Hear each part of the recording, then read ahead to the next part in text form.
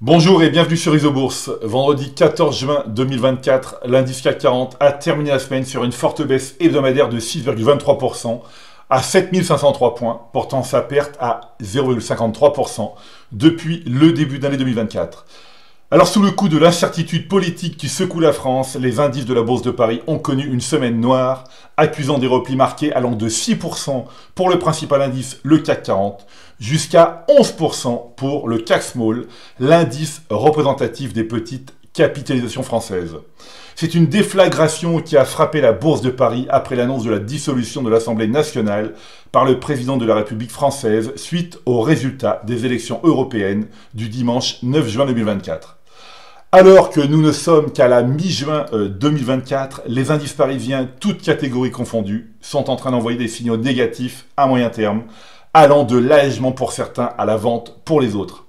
L'indice CAC Small, représentant les petites valeurs françaises et par conséquent les valeurs locales, a subi la plus forte baisse sur la semaine, avec une chute de 11%.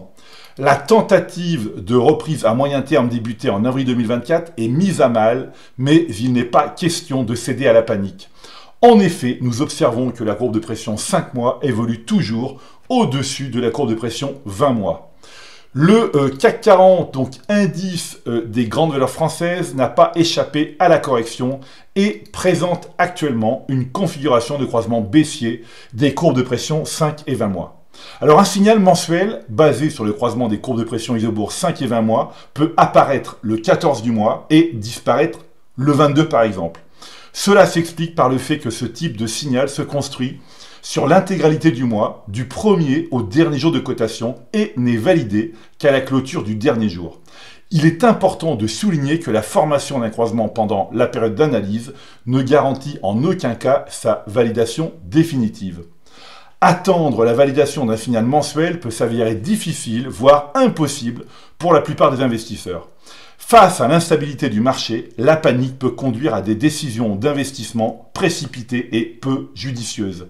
Cependant, la capacité à maintenir une discipline d'investissement, même dans les phases de volatilité, est la marque distinctive des investisseurs expérimentés.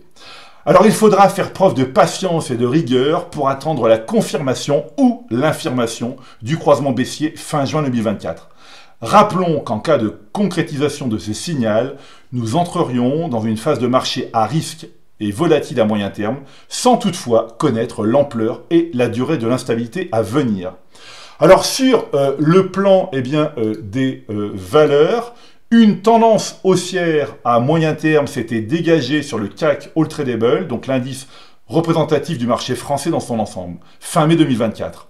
En effet, pour la première fois depuis plus de 2 ans et demi, le nombre de valeurs en hausse dépassait celui des valeurs en baisse.